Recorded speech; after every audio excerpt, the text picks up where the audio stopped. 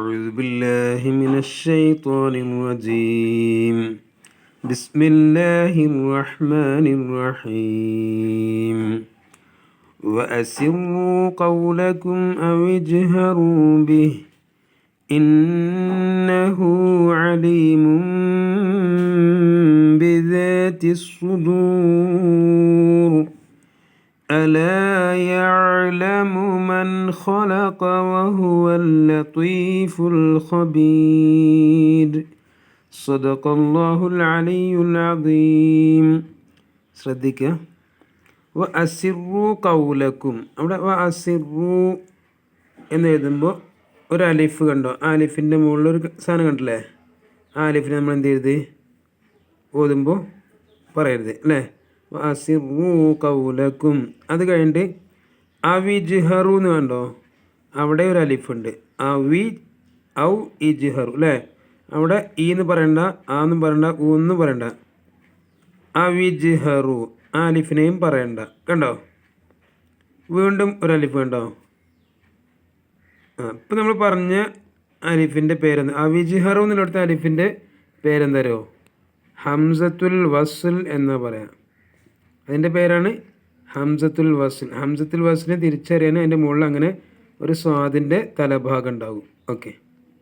പിന്നെ അവിജ്ഹറൂബി, നമ്മൾ വസിറു കൗലക്കും എന്ന് പറഞ്ഞില്ലേ? അതേപോലെ അവിജ്ഹറൂ, ആ അലിഫിനെയും നമ്മൾ പറയണ്ടേ. ബി നിർത്തം എങ്ങനെയാണ്?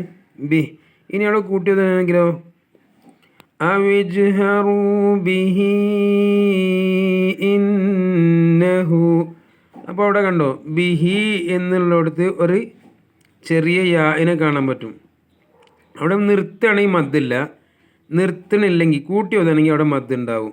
മനസ്സിലായിട്ടുണ്ടാവും എന്ന് വിചാരിക്കുന്നു. കൂട്ടി ഓതാണെങ്കിൽ അവിടെ മദ് ഉണ്ടാവുള്ളൂ. അപ്പോൾ ഇങ്ങനെ അവിജ്ഹറൂ ബിഹി ഇന്നഹു അലീം, ഇന്നഹു അലീമും ബിദാത്തി സുദൂർ. ഇനി മനസ്സിലാക്കണം. ഇന്നഹു അവിടെ കണ്ടോ? അവിടെ ഒരു വാവിൻ്റെ കുട്ടിയുണ്ട് അല്ലേ? കുട്ടി വാവ്.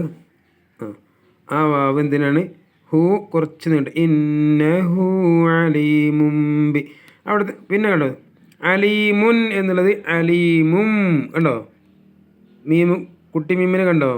അലീമുൻ എന്നുള്ളത് അലീമും. അതായത് ആ തൻവീന് ശേഷം ബി കണ്ടോ? ബാ വന്നത് കൊണ്ടാണ്. അപ്പോൾ അവ മീമ് ഇക്ലാബിൻ്റെ മീമാണ് എന്ന് പറഞ്ഞാൽ ഉൻ എന്നുള്ളത് എന്ന് ചുണ്ടു കൂട്ടിയിട്ട് മീമാക്കിയിട്ട് പറയണം. ഓക്കെ. അപ്പോൾ തെൻവീനെ മറിച്ചിട്ട് മീമാക്കിയിട്ട് മാറ്റണം. നെക്സ്റ്റ് ആയത്ത് അബിദാത്തി സുദൂർ. അവിടെ കണ്ടൊരു അലിഫിൻ, അതും ഹംസത്തുൽ വസ്ലാണ്. ദാത്തി സുദൂർ അലിഫിൻ്റെ മുകളിലുണ്ടോ സ്വാദ്? അത് കണ്ട് പിന്നെ അലാ യഅലമു മൻ ഖലഖ, അതും ശ്രദ്ധിക്കണം. മൻ ഖലഖ. നൂന് ഞാൻ പറഞ്ഞിട്ടുണ്ട്, സാക്കിനായ നൂനില്ലേ? സുക്കൂനുള്ള നൂനുണ്ടാവും, സുക്കൂനിടാത്ത സാക്കിനായ നൂനുണ്ടാവും. അപ്പോൾ സുക്കൂന് ഇങ്ങനെ ഇട്ടിട്ടുള്ള നൂനിനെ വ്യക്തമായിട്ട് പറയണം. മൻ ഖലഖ. അവിടെ വേറെ ഒന്നും നോക്കാനില്ല. മൻ ഖലഖ. അപ്പോൾ അതിൻ്റെ കാരണം നമ്മൾ തൊണ്ടയുടെ അക്ഷരങ്ങളില്ലേ? ഹംസ്, ഹ, ഐൻ, ഹ, ഗൈൻ, ഖ. ഈ ആറ് അക്ഷരങ്ങൾക്ക് ഇർഹാറിൻ്റെ അക്ഷരങ്ങൾ എന്ന് പറയും. ഈ അക്ഷരങ്ങൾ വന്നു കഴിഞ്ഞാൽ മൻ, മിൻ എന്നൊക്കെ വ്യക്തമായിട്ട് ഇതേപോലെ പറയണം. അതിന് വേണ്ടിയിട്ടാണ് അവിടെ നൂനെ ചില മുസാഫുകളിൽ, പുതിയ മുസാഫിൽ കളറിൽ കൊടുത്ത്, ആ സുക്കൂന് കളറിൽ കൊടുത്തിട്ടുണ്ട്.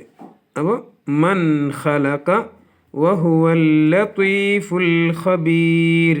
ഇവിടെ രണ്ട് സ്ഥലത്തും വസ്ലിൻ്റെ ഹംസ ഉണ്ട്. വഹുവൽ ലത്തീഫ് എന്നുള്ളടത്ത് അൽ ലത്തീഫു ഒരു അലിഫ് ഉണ്ട്. അതിനെ ചേർത്ത് ഓതുമ്പോൾ പറയേണ്ടതില്ല. അത് വഹുവൽ ലത്തീഫുൽ ഖബീർ. അവിടെയും ചേർത്തി ഓതുമ്പോൾ അൽ ഖബീർ എന്നത് ആ പറയണ്ട. ഓക്കെ. അപ്പോൾ ചേർത്തി ഓതുമ്പോൾ പറയാത്തതാണ് ഇത്തരം വസ്ലിൻ്റെ ഹംസകൾ. ചേർത്താതെ ഓതുമ്പോഴോ അതിനെ പറയും വേണം. അപ്പോൾ ആ എന്നാണോ ഈ എന്നാണോ ഊ എന്നാണോ പറയേണ്ടത് അറിയില്ലെങ്കിൽ എന്ത് ചെയ്താൽ മതി? ചേർത്തി ഓതിയാൽ മതി. വസ്ലിൻ്റെ ഹംസയെ ചേർത്തി ഓതിയാൽ മതി. അപ്പോൾ പിന്നെ അതിന് പറയുന്നാൽ പിന്നെ ഫത്ഹാണോ കസ്റാണോ വമ്മാണോ കൊടുക്കേണ്ടത് നോക്കേണ്ട കാര്യമില്ലല്ലോ. ഓക്കെ.